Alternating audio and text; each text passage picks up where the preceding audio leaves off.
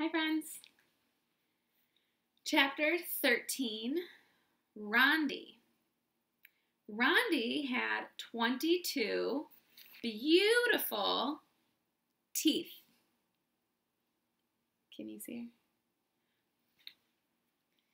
her? Everyone else had 24. Rondi was missing her 2 front teeth, and those were the most beautiful teeth of all.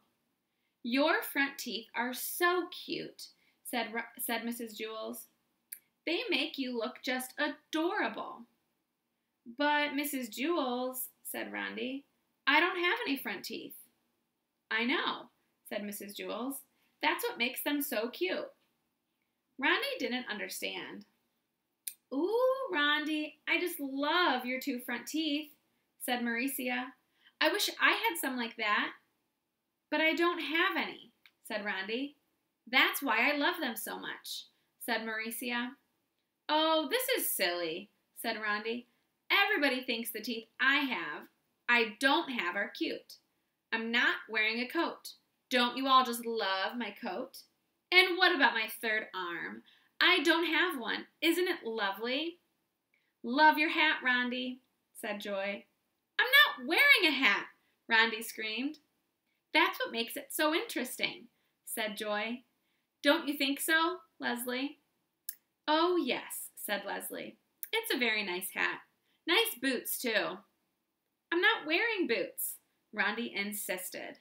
"Yes," said Joy. "Very nice boots indeed. They go so well with your hat." "What hat?"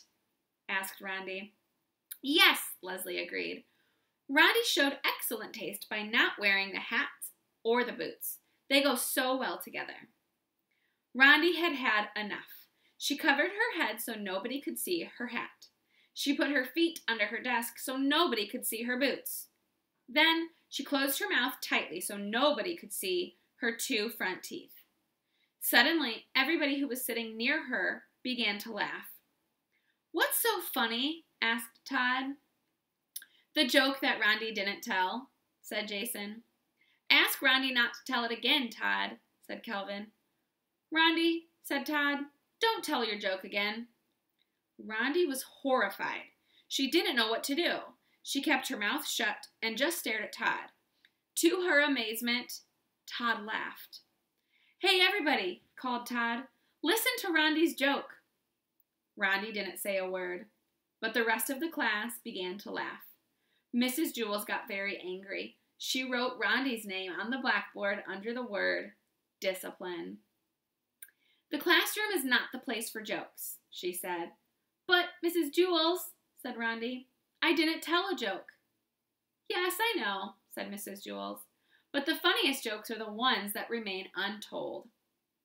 Okay, said Rondi. "If that's what you want, then that's what you'll get. I'll really tell a joke. That way I won't disturb the class, and tomorrow I'll wear boots and a hat. Of course you won't like them as much as the ones I didn't wear today, but I better hurry up and tell my joke before you all start to laugh again." There was a monkey sitting in a banana tree. He was very hungry. He knew that somewhere in the tree there was a magic banana, and that once he ate that banana, he wouldn't be hungry anymore. He ate 1 banana. That wasn't it. He was still hungry. He ate another banana. That wasn't it either. He was still hungry. Finally, after he ate his 10th banana, he wasn't hungry anymore. "I knew I'd find it," he said. "It's too bad I didn't eat that one first. I wouldn't have had to waste all those other bananas." Nobody laughed. Nobody had even listened to Rondi's joke. Mrs. Jewls was busy teaching arithmetic, and everybody else was paying strict attention to her. Rondi slapped herself in the face to make sure she was really there. She was. The bell rang for recess. Rondi ran outside. She was very upset. Louis, the yard teacher, saw her. "Why the frown, Rondi? Come on, smile. Let me see your cute front teeth." Rondi screamed. She socked Louis in the stomach, then bit his arm with her missing teeth. And that kind of bite hurts the worst. Chapter 14, Sammy. It was a horrible, stinky, rainy day. Some rainy days are fun and exciting, but not this one. This one stunk. All the children were wet and wore smelly raincoats. The whole room smelled awful. "Oh, it stinks in here," said Mauricia. Everybody laughed, but she was right. There was one good thing, however. There was a new boy in class. New kids are always fun, except no one could even tell what the new boy looked like. He was completely covered by his raincoat. "Class," said Mrs. Jewls, "I'd like you all to meet Sammy. Let us show him what a nice class we can be." Leslie walked up and smiled at Sammy, but her smile quickly turned to a frown. "You smell terrible," she said. "Leslie!" exclaimed Mrs. Jewls. "That's no way to greet a new member of our class." Mrs. Jewls wrote Leslie's name on the blackboard under the word discipline. "But he does, Mrs. Jewls," said Leslie. "He smells awful." "You're ugly," Sammy replied. "Now, Sammy, that's no way to talk," said Mrs. Jewls. "Leslie is a very pretty girl." "She's ugly," said Sammy. Allison spoke up. "Well, you smell terrible, and you are probably even uglier. But nobody can see you because you are hiding under that smelly old raincoat." "That will be enough of that," said Mrs. Jewls. "Now, Sammy, why don't you take off your coat and hang it in the closet? Let us all see how nice you look." "I don't want to, you old windbag," said Sammy. "That's because he's so ugly," said Leslie. "I'm sure he's quite handsome," said Mrs. Jewls. "He's just shy. Here, let me help you." Mrs. Jewls took off Sammy's raincoat for him, but underneath it was still another raincoat, even dirtier and smellier than the first one. They still couldn't see his face. "Oh, now he smells even worse," said Mauricia. "You don't exactly smell like a rose either," said Sammy. Mrs. Jewls took off his second raincoat, but there was still another one under that. And the smell became so bad that Mrs. Jewls had to run and stick her head out the window to get some fresh air. "You're all a bunch of pigs," Sammy screeched. "Dirty, rotten pigs." The smell was so overpowering. Sammy just stood there, hidden under his raincoats. Mrs. Jewls wrote Sammy's name under the word discipline. "Send him home on the kindergarten bus," said Joy. "Not with me," said Todd. Mrs. Jewls held her nose, walked up to Sammy, and removed another raincoat. She threw it out the window, but he still had on another one. Sammy hissed, "Hey, you old windbag, watch where you throw my good clothes." Mrs. Jewls put a check next to Sammy's name on the blackboard. Then she took off another raincoat and threw it out the window. The smell got worse, for he had on still another one. Sammy began to laugh. His horrible laugh was even worse than his horrible voice. When Sammy first came into the room, he was 4 feet tall. But after Mrs. Jewls removed 6 of his raincoats, he was only 3 feet tall, and there were still more raincoats to go. Mrs. Jewls circled his name and removed another coat. She threw it out the window. Then she put a triangle around the circle and threw another one of his coats out the window. She kept doing this until Sammy was only 1.5 feet high. That's about from my elbow to my hand. It's really small. With every raincoat she took off, Sammy's laugh got louder and the smell got worse. Some of the children held their ears.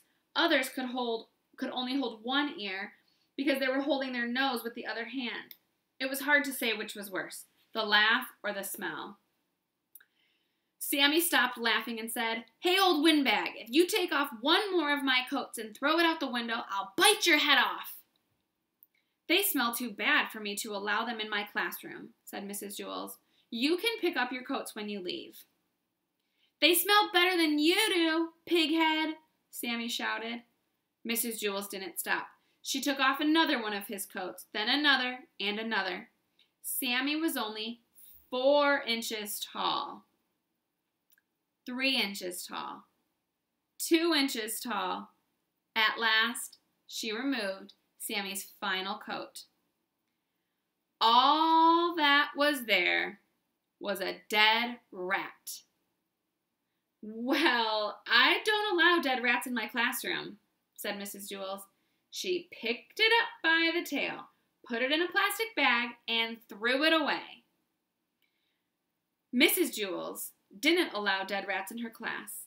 Todd once brought in a dead rat for show and tell, and Mrs. Jewls made him throw that one away too. "I'm glad Sammy isn't allowed in our classroom," said Rondi. "I didn't like him very much." "Yes," said Mrs. Jewls, "we caught another one." Dead rats were always trying to sneak into Mrs. Jewls' classroom. That was the 3rd one she'd caught since September. Chapter 15. Dee Dee. This story contains a problem and a solution. Dee Dee was a mousy-looking kid. Unlike most children at Wayside School, she liked recess better than spelling. As soon as the recess bell rang, she would jump up from her seat and run out the door. There were big signs at Wayside School on every floor. "No jumping down the stairs." Dee Dee never seemed to notice the signs.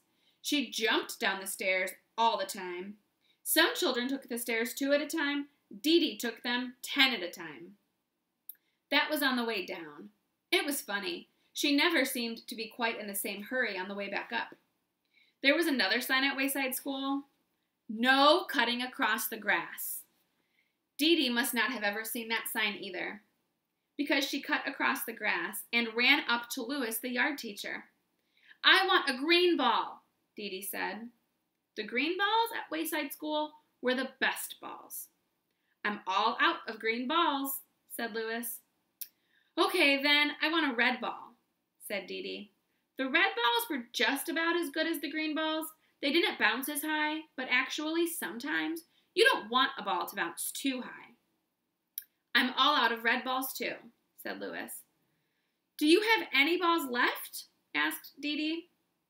Dee Dee meant anything besides the yellow ball. There was one yellow ball at Wayside School, and Louis was always trying to get rid of it. It didn't bounce, and it never went the way it was kicked. "Anything at all?" asked Dee Dee. "Today is your lucky day," said Louis. "I have one ball left, just for you. The one and only yellow ball." "No thanks," said Dee Dee.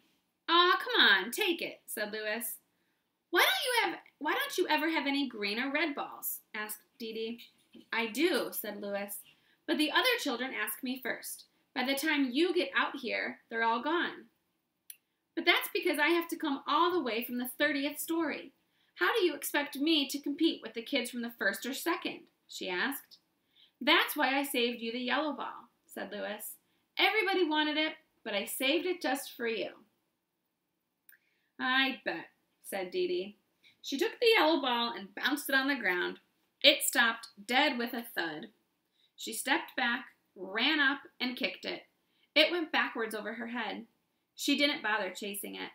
Instead, she played hopscotch with Jenny and Leslie. She thought it was disgusting. The next day, Dee Dee asked Mrs. Jewls if she could go to recess early. "Why?" asked Mrs. Jewls. "So I can get a green ball before Louis gives them all away," said Dee Dee. "I'm glad you have a good reason," said Mrs. Jewls. "Yes, you may go. But first, spell Mississippi for me." Spelling was not Dee Dee's best subject. By the time she finally got it right, she was 5 minutes late for recess. She jumped down the stairs, cut across the grass, and ran up to Louis. There were no green balls left. There were no red balls left either. However, there was still the yellow ball. Dee Dee played jump rope with Joy and Mauricia. It was no better than hopscotch. So Dee Dee's problem was to figure out a way to get a green ball, or at least a red ball. You already know that this story also contains a solution. Dee Dee figured it out. See if you can too. Remember everything you know about Dee Dee. Wayside School, and Mrs. Jewls. Hint: the next day, Dee Dee brought a cream cheese and jelly sandwich, some nuts, and shredded cheese in her lunchbox. What do you think is the solution? Here's what happened. Just before recess, Dee Dee smeared the cream cheese and jelly all over her face. Then she stuffed her mouth with nuts and hung the shredded cheese from her nose. When she closed her eyes, she looked just like a dead rat. Todd was in on the plan. "Mrs. Jewls," he called, "there's a dead rat in the classroom." Mrs. Jewls was very put out. "I want that dead rat outside immediately." When Mrs. Jewls said immediately, she meant it. Dee Dee instantly found herself outside on the playground. "I want a green ball," she said. Louis pretended that he hadn't heard her. "May I please have a green ball?" asked Dee Dee. Louis gave her a green ball. "I don't know how you did it, Dee Dee, but you're first today," he said. When Mrs. Jewls found out that Dee Dee and Todd had tricked her, she sent Todd home early on the kindergarten bus. Dee Dee threw the green ball on the ground. It bounced 50 feet straight up in the air, then she caught it. "You don't like me, do you?" she asked Louis. "Sure I do," said Louis. "No, you don't," said Dee Dee. "Yes, I like you," said Louis. "No, you don't," Dee Dee insisted. "Yes, I like you. I really do," said Louis. "Are you sure?" asked Dee Dee. "Yes," said Louis. "Don't you believe me?" "I guess so," said Dee Dee.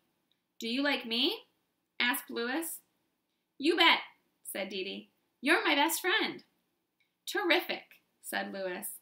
"I always wanted to be best friends with the dead rat." See you next time.